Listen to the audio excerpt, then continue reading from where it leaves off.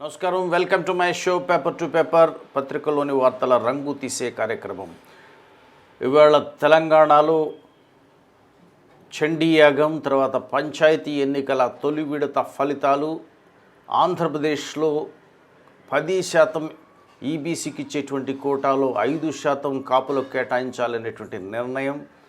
ఇది కాకుండా జాతీయ స్థాయిలో ఎలక్ట్రానిక్ ఓటింగ్ మెషిన్స్ సంబంధించినటువంటి ఒక రహస్యాన్ని లండన్లో ఒక వ్యక్తి చెప్పినటువంటి వైనాన్ని కూడా పత్రికలు చాలా ప్రముఖంగా ప్రచురించే ప్రయత్నం చేశాయి.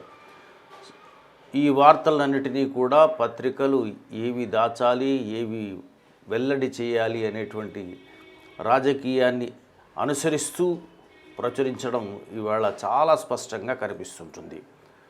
ముందుగా ఈనాడు తీసుకుందాం. ఇక్కడ తెలంగాణ ఎడిషన్. గులాబీ పంచాయతీ ఎన్నికల్లో తెరాస మద్దతుదారుల హవా. సో ఏకగ్రీవలు సహా మొత్తం ఎన్నికలు జరిగిన స్థానాలు 4470, ఫలితాలు వెల్లడైనవి 4415. 2600కు పైగా టీఆర్ఎస్ వస్తే 900కు పైగా కాంగ్రెస్, బీజేపీ 67 స్థానాల్లో వచ్చినటువంటి స్టాటిస్టిక్స్ని అక్కడ ఇచ్చారు. అదేవిధంగా వేదనాథం మహాయాగం అనేటువంటి చండీ యాగానికి సంబంధించినటువంటి ప్రత్యేకమైనటువంటి దుస్తుల్లో కేసీఆర్ కనిపిస్తున్నటువంటి వార్తని ఇస్తూ ఈవీఎంలతో మాయ. 2014 ఎన్నికల్లో బీజేపీ ఓటు యంత్రాలను హ్యాక్ చేయించింది. ఈ విషయం తెలిసిన గోపీనాథ్ ముండే హత్యకు గురయ్యారు. ఈ కేసు దర్యాప్తు చేసిన అధికారి మరణించారు. ఈవీఎంలను హ్యాక్ చేయవచ్చని మేము రుజువు చేశాం. మా బృందంలో కొంతమందిని హైదరాబాదులో చంపేశారు. బీజేపీ నేతను కలవడానికి వెళ్ళినప్పుడు మాపై కాల్పులు. నేను తప్పించుకుని విదేశాలకు పారిపోయా. స్కైప్ ద్వారా లండన్లో ఆరోపించిన సైబర్ నిపుణుడు ఖండించిన ఎన్నికల సంఘం న్యాయపరమైన చర్యలు అతనిపై తీసుకుంటామని వెల్లడి. సో ఈ వార్తని చాలా ప్రముఖంగా ప్రచురించింది ఈనాడు. ఇక ఆంధ్రజ్యోతి అయితే దీనినే ఆల్మోస్ట్ బ్యానర్ చేసింది. మిగిలినవన్నీ కూడా కిందకి వెళ్ళిపోయాయి. ఈవీఎం దుమారం. 2014 లోక్సభ ఎన్నికల్లో భారీ రిగ్గింగ్ అని. అమెరికాలోని కాలిఫోర్నియా నుంచి స్కైప్ ద్వారా లండన్లో విలేకరుల సమావేశంలో పాల్గొన్న సైబర్ నిపుణుడు సయ్యద్ సుజా ఒక చిత్రాన్ని ప్రచురించే ప్రయత్నం చేసింది. స్పష్టత లేదు కానీ ఒక పిక్చర్ అయితే కనిపిస్తోంది. అదేవిధంగా ఇక్కడ కొన్ని హత్యలకి ఈవీఎంకి లింక్ పెట్టినటువంటి వైనాన్ని పక్కన ఇచ్చేటువంటి ప్రయత్నం చేసింది. 2014 జూన్ 3 మహారాష్ట్రకు చెందిన కేంద్ర మంత్రి గోపీనాథ్ ముండే ఢిల్లీలో జరిగిన రోడ్డు ప్రమాదంలో మరణించారు. అయితే సుజా చేసిన ఆరోపణ ఏంటంటే ఈవీఎంల రిగ్గింగ్ తెలిసినందుకే ముండేను చంపేశారు. అట్లాగే 2016 ఏప్రిల్ 2 ఎన్ఐఏలో కీలక అధికారి తంజీల్ అహ్మద్ అగంతుకుల కాల్పుల్లో చనిపోయారు. ఆయన శరీరంలో 22 బుల్లెట్లు దిగాయి. సుజా ఆరోపణ ముండే హత్య రహస్యాలను ఛేదించినందుకే తంజీల్ను చంపారు. 2017 సెప్టెంబర్ 5 కన్నడ జర్నలిస్ట్ గౌరీ లంకేష్ను గుర్తు తెలియని వ్యక్తులు కాల్చి చంపారు. సుజా ఆరోపణ ఈవీఎంల కేసును తవ్వుతున్నందుకే ఆమెను చంపేశారు. ఇట్లాగా లింక్ మర్డర్స్ జరిగాయనేటువంటి అతని ఆరోపణని ప్రత్యేకించి ఒక టైం లైన్ లాగా ఇచ్చే ప్రయత్నం ఆంధ్రజ్యోతి చేసి చాలా పెద్ద ఎత్తున డిస్ప్లే ఇచ్చింది. ఈ ఈవీఎం మోసం జరిగిందని చెప్పడానికి. అయితే ఈవీఎంలపై రిగ్గింగ్ అసాధ్యమని ఎలక్షన్ కమిషన్ చేసినటువంటి కామెంట్ని కాంగ్రెస్ది వెర్రితనం, లక్షల మంది ఎన్నికల సిబ్బంది కుమ్మక్కయ్యారా, ఈవీఎంల ట్యాంపరింగ్ ఆరోపణలు హాస్యాస్పదమని అరుణ్ జైట్లీ చేసినటువంటి వ్యాఖ్యని కూడా ప్రామినెంట్గా పబ్లిష్ చేసింది. ఇక సాక్షి విషయానికి వస్తే ఈవీఎంకి సంబంధించినటువంటి జోలికి వెళ్ళినట్టుగా లేదు.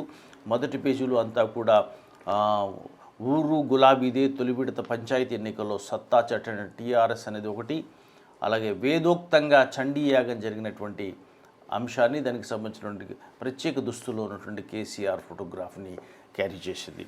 ఇక నమస్తే తెలంగాణ విశేషంగా సాక్షి ఏ రకమైనటువంటి హెడ్లైన్ పంచాయతీ ఎన్నికలకి ఇచ్చిందో దానికి దగ్గరగా ఉండే హెడ్లైన్ రెండవ రోజు కూడా ఇవ్వడం అనేది మనం చూస్తున్నాం. గులాబీ ప్రపంచనం అని. రికార్డు స్థాయిలో టీఆర్ఎస్ మద్దతుదారుల విజయం. అట్లాగే ఎర్రబెల్లి యజ్ఞవాటికలో వేదోక్తంగా యాగం ప్రారంభం అనేటువంటి అంశాన్ని, అట్లాగే దానికి కేసీఆర్ ప్రత్యేక దుస్తుల్లో పూజలు చేస్తున్నటువంటి ఫోటోగ్రాఫ్ని క్యారీ చేసింది. ఇక ఆంధ్రప్రదేశ్కి సంబంధించినటువంటి పత్రికల విషయానికి వెళ్ళేటప్పటికీ ఇక్కడ ఈనాడు ఇక్కడ కాపులకు సగం అనేటువంటి వార్తని చాలా ప్రామినెంట్గా క్యారీ చేసింది. 10% ఈబీసీలకు కేటాయించినటువంటి కోటాలో 50% అంటే 5% కాపులకి ఇవ్వాలనేటువంటి నిర్ణయం రాష్ట్ర ప్రభుత్వం, చంద్రబాబు నాయుడు ప్రభుత్వం తీసుకున్నట్టుగా ఇందులో ఉంది. దాంతోపాటు ఇతర కీలక తీర్మానాలకు సంబంధించినటువంటి వార్తని ప్రామినెంట్గా క్యారీ చేస్తూ ఈవీఎంలతో మాయ అనేటువంటి వార్తని కూడా మొదటి పేజీలో ప్రచురించింది. ఇక ఆంధ్రజ్యోతి విషయానికి వచ్చేసరికి అక్కడ కూడా ఏమాత్రం తగ్గలేదు. ఆంధ్రప్రదేశ్ ఎడిషన్లో ఈవీఎం దుమారమని, సో సేమ్ ఇక్కడ హైదరాబాద్ ఎడిషన్లో ఏ వివరాలు ఇచ్చిందో అది ఇచ్చింది. అట్ ది సేమ్ టైం ఇక్కడ కాపులు అనేది ప్రత్యేకించి తీసుకోకుండా వరాల జల్లు సంక్షేమ సంతకం చేసిన మంత్రివర్గం అనేటువంటి వార్తను మాత్రం ఇచ్చింది. సాక్షి ఆంధ్రప్రదేశ్ ఎడిషన్కి వచ్చేటప్పటికి తెలుగుదేశం మహామోసం ఎలక్షన్ సినిమా అని సో ఎడాపెడా వాగ్దానాలు చేస్తున్నారు, అంతకుముందు చేసిన వాగ్దానాలు తీర్చట్లేదు అనేటువంటి వార్తని ప్రముఖంగా ఇచ్చే ప్రయత్నం చేసింది. ఈవీఎంకు సంబంధించినటువంటి వార్త అక్కడ కూడా కనిపించలేదు. ఇక జాతీయ దినపత్రికలకు వచ్చేసరికి ఈవీఎం సంబంధించినటువంటి వార్తని జాతీయ దినపత్రిక అయినటువంటి హిందూ పెద్దగా ప్రాధాన్యం ఇవ్వలేదు. లోపలి పేజీల్లో మాత్రము ఎలక్షన్ కమిషన్ యొక్క స్టేట్మెంట్ని ఇచ్చే ప్రయత్నం చేసింది. EC మల్స్ legal action on anti EVM campaign. So కాబట్టి ఈవీఎంలకు వ్యతిరేకంగా జరుగుతున్నటువంటి ప్రచారం మీద చట్టపరమైనటువంటి చర్యను తీసుకునేందుకు ఈ ఎన్నికల సంఘం సమాయత్తమవుతుందనేటువంటి వార్తని, అదేవిధంగా Syed Shuja US based cyber expert ఏ విధంగా స్కైప్లో ఆరోపణలు చేశారో ఆ వార్తని రెండింటిని కలిపి హిందూ జాతీయ స్థాయి వార్తల్లో లోపల పేజీల్లో ప్రచురించింది. టైమ్స్ ఆఫ్ ఇండియా దీన్ని మొదటి పేజీలో ప్రచురించింది. బట్ దానికి ఇచ్చినటువంటి ప్రామినెన్సు కొంచెం తక్కువగానే ఉంది, మరి ఎక్కువగా కాకుండా. So election commission denies claim of cyber expert that 2014 polls were rigged. 2014 ఎన్నికలు ఈవీఎం మెషిన్స్ని ట్యాంపరింగ్ చేసి రిగ్గింగ్ చేసి భారతీయ జనతా పార్టీ గెలుపొందింది అనేటువంటి ఆరోపణల్ని ఎలక్షన్ కమిషన్ కొట్టిపారేసినట్టుగా క్యారీ చేసింది. ఇక డెక్కన్ క్రానికల్ విషయానికి వచ్చేటప్పటికి ఒక ఇండికేటర్ లాగా పేజ్ 1లో ఇచ్చింది. 2014 polls were rigged says expert. So కాబట్టి ఒక సైబర్ నిపుణుడని చెప్పుకుంటున్నటువంటి వ్యక్తి 2014 ఎన్నికల్ని రిగ్ చేసినట్టుగా ఆరోపణ కనిపిస్తోంది. ఇక ఈ ఎలక్ట్రానిక్ ఓటింగ్ మెషిన్స్ని ట్యాంపర్ చేయవచ్చా, కామెంట్ విషయానికి వస్తే ఈ టాపిక్ని మనం చర్చించుకోవాల్సి ఉంటుంది. సో ఇది ఈవీఎంస్ ట్యాంపర్ చేయొచ్చు ఎలక్ట్రానిక్ ఓటింగ్ మెషిన్స్ అనేటువంటి వాదనని దేశంలో ప్రముఖులే తీసుకొచ్చినటువంటి సందర్భం ఉంది. మరీ ముఖ్యంగా ముఖ్యమంత్రుల స్థాయిలో ఉన్నటువంటి వాళ్ళు మాయావతి ప్రతి సందర్భం వచ్చినప్పుడల్లా కూడా చెబుతున్నారు. అదేవిధంగా ఆమ్ ఆద్మీ పార్టీ అధినేత ఢిల్లీ ముఖ్యమంత్రి కేజ్రీవాల్ కూడా ఈ ఆరోపణలు చేస్తున్నారు. ఇక ఈ ఆరోపణలు వెలువడినటువంటి నేపథ్యంలో చంద్రబాబు కూడా నిన్న వేరే మీడియా కాన్ఫరెన్స్లో అందుకనే మేము ఈవీఎంస్ వద్దంటున్నాము అని చెప్పారు. ఇట్లా చాలా ప్రముఖులే ఈవీఎం ట్యాంపర్ చేయొచ్చు అనేటువంటి అంశాన్ని చేస్తున్నారు. అట్లాగే ఈవీఎంని ట్యాంపర్ చేయలేమన్నటువంటి వాళ్ళలో కూడా వివిధ రాజకీయ పక్షాలు ప్రముఖులు కూడా ఉన్నారు. సో రెండు రకాలైనటువంటి ఆర్గ్యుమెంట్స్ ఎలక్ట్రానిక్ ఓటింగ్ మెషిన్స్కి సంబంధించినటువంటి అంశం కింద వస్తుంది. అయితే దీనికి సంబంధించినటువంటి సాంకేతిక పరమైనటువంటి సాధ్యాసాధ్యాల గురించి పలు సందర్భాలలో చర్చలు జరిగి కొద్దిమంది అయితే మేము నిరూపిస్తామని కూడా ప్రకటించినటువంటి వారు కూడా ఉన్నారు. అదేవిధంగా ఇది సాధ్యం కాదని చెప్పినటువంటి వాళ్ళలో చాలా కీలకమైనటువంటి సందర్భాలు కూడా ఉన్నాయి. ఇటీవల అసెంబ్లీ ఎన్నికలు తెలంగాణలో జరుగుతున్నటువంటి నేపథ్యంలో ఆ సందర్భంగా మళ్ళీ ఇలాంటి దుమారం వచ్చినప్పుడు ఎన్నికలకు సంబంధించినటువంటి ఎక్స్పర్ట్స్ చేత మాట్లాడించారు. అట్లాగే పూర్వ చీఫ్ ఎలక్షన్ కమిషనర్గా పనిచేసినటువంటి జేఎం లింగ్డో కూడా దీనికి సంబంధించి ఒక వ్యాఖ్య చేశారు.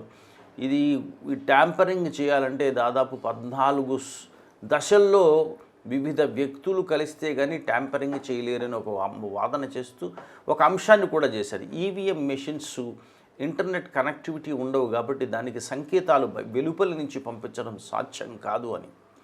సో ఈ నేపథ్యాన్ని వాళ్ళు తీసుకున్నప్పుడు ఇక్కడ ఎవరైతే అమెరికాలో రాజకీయ ఆశ్రయాన్ని పొందుతున్నాను, పొలిటికల్ అసైలమ్ని పొంది ఉన్నాను అని చెబుతున్నటువంటి ఎక్స్పర్ట్ సుజా ఉన్నాడు, సయ్యద్ సుజా, తాను నిన్న లండన్లో చాలా ఆశ్చర్యకరంగా ఏర్పాటు చేసినటువంటి మీడియా సమావేశంలో ఆయన స్కైప్ ద్వారా మాట్లాడాడు. ఆ స్కైప్ ద్వారా మాట్లాడినటువంటి సందర్భంగా చాలా కొన్ని వివరాలని చేశారు. ఆ వివరాలను మనం చూస్తే అది 3 రకాలుగా ఉంటుంది. ఒకటి సాంకేతికపరమైనటువంటి అంశము, రెండవది రాజకీయపరమైనటువంటి అంశం ఉంటుంది, మూడవది నేరపరమైనటువంటి అంశం ఉంది. 3 అంశాలు మనకు కనిపిస్తున్నాయి. సాంకేతికపరమైనటువంటి అంశాలు ఏమిటి అంటే హైదరాబాద్లోని ఈసీఐఎల్ దగ్గర ఈ ఎలక్ట్రానిక్ ఓటింగ్ మెషిన్స్ని ఫైనల్గా అసెంబుల్ చేసినటువంటి అంశం ఉంది.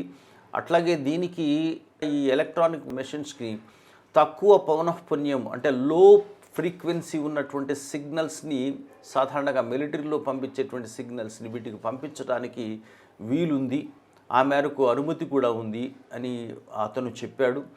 కాబట్టి ఈ సిగ్నల్స్ని పంపించడానికి రిలయన్స్ని కూడా ఉపయోగించుకున్నారనేటువంటి ఆరోపణని అతను చేశాడు. సో కాబట్టి ఆ కారణంగా బయట నుంచి పంపించినటువంటి సిగ్నల్స్ ద్వారా దీన్ని ఈవీఎంని ట్యాంపర్ చేయొచ్చు, అందుకని భారీ ఎత్తున చేయగలిగారని చెబుతూ ఇది సాంకేతికపరమైనది. ఇక రాజకీయపరమైనది ఏమిటంటే 2014 ఎన్నికల్లో భారతీయ జనతా పార్టీ దాన్ని చాలా విరివిగా ఉపయోగించిందనేటువంటి చెబుతూ కొన్ని రాష్ట్రాలని ఉదహరించాడు.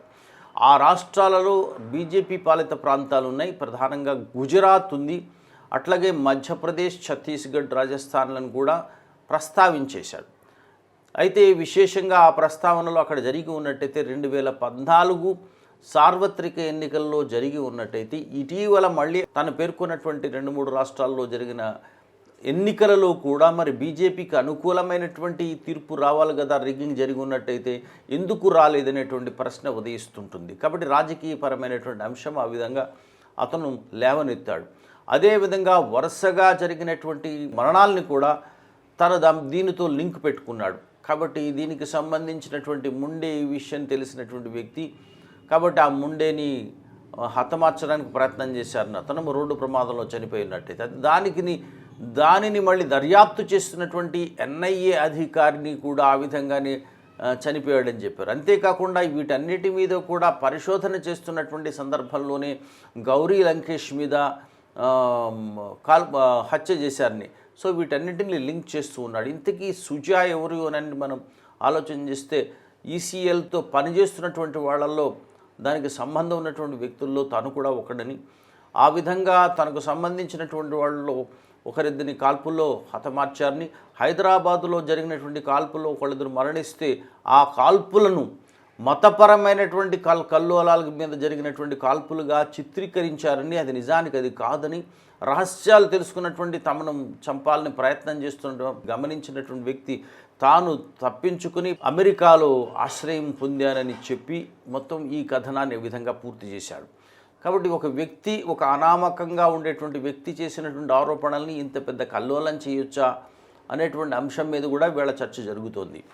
అయితే నిజానికి ఈ ఎలక్ట్రానిక్ ఓటింగ్ మెషిన్స్కి సంబంధించి 2 అంశాలు ప్రతి సందర్భంలోనూ వస్తాయి. ఒకటి ఏంటంటే ఎలక్ట్రానిక్ ఓటింగ్ మెషిన్స్ని ట్యాంపర్ చేసి భారీ ఎత్తున రిగ్గింగ్ చేశారనేటువంటి ఆరోపణ ఒకటి వస్తే, మరొకటి మనకు అందరికీ తెలిసినటువంటి విషయమే ఈవీఎంలు మొరాయించాయి అని, పని చేయకుండా ఉన్నటువంటి అని. సో పని చేయకపోవడం అనేది ఒకటి, రెండవది పనిగొట్టుకుని తమకు అనుకూలంగా పని చేయించుకోవడం ఒకటి. ఈ 2 అంశాలు ప్రధానంగా ఉన్నాయి. కాబట్టి చాలా దేశాలలో వీటిని ఎలక్ట్రానిక్ ఓటింగ్ మెషిన్స్ని పరిహరించారు అనేటువంటి అంశం కూడా ఉంది. సో దీనికి సంబంధించినటువంటి ఇంతకుముందు 2009లో జర్మన్ కాన్స్టిట్యూషనల్ కోర్టు, రాజ్యాంగపరమైనటువంటి న్యాయస్థానం దీని మీద తీర్పు ఇచ్చింది. దీన్ని వీలైనంత వరకు ఆరోపణలు ఉన్నాయి కాబట్టి పరిహరించడమే మంచిదని చెప్పినటువంటి అంశం ఉంది. మిగిలిన అడ్వాన్స్డ్ కంట్రీస్ లాంటి ఐర్లాండ్ లాంటి దేశాలు కూడా ఎలక్ట్రానిక్ ఓటింగ్ మెషిన్స్ని పక్కన పెట్టి చివరికి పాత పద్ధతిలో ఉండేటువంటి పేపర్ బ్యాలెట్నే ఉంచేటువంటి అంశాలు ఉన్నాయి. సహజంగా ఇవన్నీ పక్కన పెడితే ప్రజలు తమ పాలనని చేసుకోవడం కోసం తమ ప్రతినిధులను ఎంపిక చేసుకునేటువంటి ప్రక్రియ ఓటు. ఆ నిర్ణయం తీసుకున్నందుకు తమ మీద ఎలాంటి ఒత్తిళ్లు లేకుండా, ఎలాంటి ప్రమాదాలు లేకుండా ఉండేందుకు రహస్య ఓటింగ్ ఉంటుంది. అక్కడ it has to ensure secrecy అనేది. కాబట్టి ఓటు వేసేటువంటి ఓటర్ చాయిస్కి సీక్రసీ ఉంటుంది, కానీ దాని లెక్కింపుకు మళ్ళీ పారదర్శకత ఉండాలి. కాబట్టి ఆ పారదర్శకత అంటే లెక్కించేటప్పుడు అందరికీ తెలిసే విధంగా ఉంటుంది. పేపర్ బ్యాలెట్ అయితే అందరి ముందు లెక్కిస్తారు కాబట్టి దానికి అది ఉంటుంది. అలాగే మూడవది ఏంటంటే జనరల్గా ఒకవేళ పొరపాటు జరిగితే మనం వెరిఫై చేసుకునేటువంటి అవసరం ఉంటుంది. ఇక్కడ మనకి రికౌంటింగ్ కానీ మరొకటి కానీ చేసుకునేటప్పుడు వన్ టైమే సాధ్యమయ్యేటువంటి అవకాశం ఉంది. అది కాకుండా ఇప్పుడు దీంట్లో మనం వెరిఫై చేయొచ్చా, మళ్ళీ మనం సరిగా జరిగిందో లేదో వెరిఫై చేయొచ్చు అంటే కొత్త మెషిన్స్ని కూడా మనం ప్రవేశపెట్టారు. అది ఓటర్ వెరిఫైయబుల్ ఆడిట్ ట్రయల్ అని, వివిప్యాట్స్ అని. అవి మళ్ళీ మధ్యలో అవి కూడా వరుసగా కాకుండా ర్యాండమ్గా అక్కడక్కడ చెక్ చేసేటువంటి అవకాశం ఉంది. ర్యాండమ్ చెకింగ్ వల్ల మొత్తం అంతా కూడా ఎన్ష్యూర్ చేయొచ్చా, అంతా కూడా ఎవరికే శాంపుల్గా నమూనాగా అక్కడక్కడ చెక్ చేయడం వల్ల మొత్తం అంతటినీ కూడా మనం ఖచ్చితంగా పారదర్శకంగా జరిగిందని చెప్పగలమా అంటే చెప్పలేని స్థితి కనిపిస్తోంది. కాబట్టి ఇలాంటి అనుమానాలకు తావిచ్చేటువంటి ఎలక్ట్రానిక్ ఓటింగ్ మెషిన్స్ స్థానంలో మరొక మార్గం లేకపోతే అనుమానాలున్నా మనం సర్దుకుపోయి వెళ్ళొచ్చు, కానీ మరొక మార్గం ఉంది. అలా టైం టెస్టెడ్ వేస్ కూడా ఉన్నాయి. అది కాకుండా ఇవి ఎలక్ట్రానిక్ ఓటింగ్ మెషిన్స్ వల్ల లెక్కింపు సందర్భంలో కూడా కొంత ఓటర్కు కావలసినటువంటి రహస్యం గోప్యత కోల్పోతూ ఉంటుంది. ఎంచేతంటే బూత్ వైజ్ కౌంటింగ్ వచ్చేస్తుంటుంది. అక్కడ ఏ బూత్లో ఎక్కడ ఎన్నెన్ని ఓట్లు వచ్చాయనేది బూతులన్నీ మనం లెక్కగడితే అప్పుడు పలానా బూత్ అనగానే పలానా ప్రాంతం వాళ్ళు అనొచ్చు. అప్పుడు బలహీన వర్గాలు కానీ రక్షణ లేని వర్గాలు కానీ ఆ బూత్ పరిధిలో ఎక్కువ మంది ఉన్నట్టయితే వీళ్ళు మాకు వ్యతిరేకంగా వేశారు, అనుకూలంగా వేశారనే విషయం అక్కడ ఉండేటువంటి లెక్కింపు దగ్గర ఉన్నటువంటి ప్రతినిధులకు తెలిసే అవకాశం ఉంటుంది. దానివల్ల మళ్ళీ ఒత్తిడికి గురి చేసేటువంటి అవకాశం కూడా ఉంటుంది. కాబట్టి ఒక ఓటరుకు తన చాయిస్కుండి గోప్యతను కూడా పరిహరిస్తుంది అనేటువంటి వాదనలు వినిపిస్తున్నాయి. అంచేత ఖచ్చితంగా ప్రభుత్వాలు ఆలోచన చేయాల్సినటువంటి అవసరం ఉంది. ఎలక్షన్ కమిషన్ దీన్ని పరిగణలోకి తీసుకోవాల్సిన అవసరం ఉంది.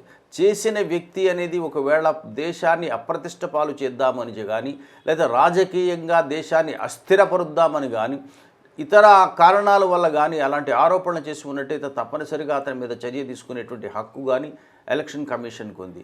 కానీ దీన్ని ఒక దుష్ప్రచారంలా చేస్తున్నారనేది, అనుమానాన్ని దుష్ప్రచారంగా అనడం అనేది మిగిలిన వాళ్ళందరినీ కూడా ఎవరైతే దీని మీద అపోహలు వ్యక్తం చేస్తున్నారో లేదా అనుమానాలు వ్యక్తం చేస్తున్నారో వాళ్ళందరి మీద చర్యలు తీసుకుంటారా అనేటువంటి ప్రశ్న కూడా ఉదయిస్తుంటుంది. కాబట్టి ఇంత పెద్ద ప్రజాస్వామ్యంలో ప్రజల విశ్వాసాన్ని చూరగొనేటువంటి ప్రభుత్వం రావాల్సినటువంటి అవసరం ఉంది. కాబట్టి ఇవాళ ఈ ఈవీఎంస్ ట్యాంపర్ చేశారు అని చెప్పడానికి వాళ్ళ అనుమానాలు ఎన్నున్నాయో, ట్యాంపర్ చేయలేమని చెప్పడానికి చూపించేటువంటి కొన్ని ఆధారాలు కూడా కనిపిస్తున్నాయి. కాబట్టి ఇది ప్రత్యేకించి ఖచ్చితంగా అన్ని ట్యాంపర్ అయ్యాయి చేయగలిగామనేటువంటి అంశాలు చూపించడం సాధ్యం కాదు. ఏ మేరకు అనుమానం ఉన్నా కూడా ఆ మేరకు అసలు ప్రజాస్వామ్యానికి పునాది ఓటు కాబట్టి వాటిని మనం దూరం పెట్టడం కోసం, అందులో జరిగేటువంటి అన్యాయాలని, అందులో అక్రమాలని దూరం పెట్టడం కోసమే చాలా స్టెప్స్ తీసుకున్నటువంటి సందర్భం ఉంది. ఇవాళ మనం గుర్తింపు కార్డులు చూపిస్తున్నాము. అంచేత ఇంపర్సనేషన్, ఒకరి ఓటు ఒకరు వేయకుండా ఉండేటువంటి జాగ్రత్తలు కూడా తీసుకున్నారు. ఇలా వరుసగా అన్ని జాగ్రత్తలు తీసుకుంటూ వస్తున్నటువంటి ఎలక్షన్ కమిషన్ ఈ విషయంలో కూడా జాగ్రత్త తీసుకోవడంలో తప్పేమీ లేదు. కాబట్టి ఈవీఎంస్ మీద వచ్చినటువంటి వాదనల్ని కొట్టిపారేసి నోరు నొక్కేసేటువంటి ప్రయత్నం అనేది ప్రభుత్వం కానీ ఎలక్షన్ కమిషన్ కానీ చేయకూడదు. వీలైనంత వరకు వివరణలు ఇవ్వగలిగితే ఇవ్వగలగాలి. ఒకవేళ ప్రత్యామ్నాయ మార్గం ఉన్నప్పుడు ప్రత్యామ్నాయ మార్గాన్ని పేపర్ బ్యాలెట్ వైపు వెళ్ళడంలో ఎలాంటి పొరపాటు లేదు, వెళ్ళిన తప్పేం లేదు. అలా వెళ్ళినటువంటి అభివృద్ధి చెందిన దేశాలు ఉన్నాయి. కాబట్టి వీరికి ఖచ్చితంగా మాయావతి కానీ కేజ్రీవాల్ కానీ చేస్తున్నటువంటి, అలాగే చంద్రబాబు నాయుడు కానీ ఇలాంటి వ్యక్తులు చేస్తున్నటువంటి వాదనల్ని వాళ్ళు రాజకీయ ఉద్దేశాలతో కాకుండా మామూలు రాజకీయాలకి దూరంగా వాటిని యోచన చేయాల్సినటువంటి అవసరం ఉంది. సో దీనికి సంబంధించినటువంటి ఒక చిన్న టుమరీ మరి వేసుకుందాం. ఇది ఈవీఎంలో బూచాడు. సో బూచాడమ్మ బూచాడని పూర్వం టెలిఫోన్ గురించి ఒక పాట ఉండేది. ఇప్పుడు ఆ బూచాడు ఒకవేళ టెలిఫోన్లోంచి కాకుండా ఈవీఎంలో దూరాడా చూద్దాం. ఈవీఎంలో బూచాడు. దొరికాడా నిజంగానే బుల్లిపెట్లో బూచాడు. దొరికాడా నిజంగానే బుల్లిపెట్లో బూచాడు. చూశానని లండన్లో ఒకానొకడు చెప్పాడు. చూశానని లండన్లో ఒకానొకడు చెప్పాడు. మార్చేనట మీ ఓటును తమాషాగా ఈ యంత్రం. మార్చేనట మీ ఓటును తమాషాగా ఈ యంత్రం. నిజంగానే వేశారా ఏలికలే ఈ మంత్రం. నిజంగానే వేశారా ఏలికలే ఈ మంత్రం. ఇది అనుమానం పెనుభూతం కాకుండా పరిహరించడం ఎన్నికల కమిషన్ తదితర సంస్థల రాజ్యాంగ సంస్థల ప్రధాన కర్తవ్యమని అర్థమవుతోంది. ఇది ఈనాటి పేపర్ టు పేపర్. రేపటి వార్తలతో మళ్ళీ కలుద్దాం. Bye bye. సబ్స్క్రైబ్ చేయండి, చేయించండి, షేర్ చేయండి.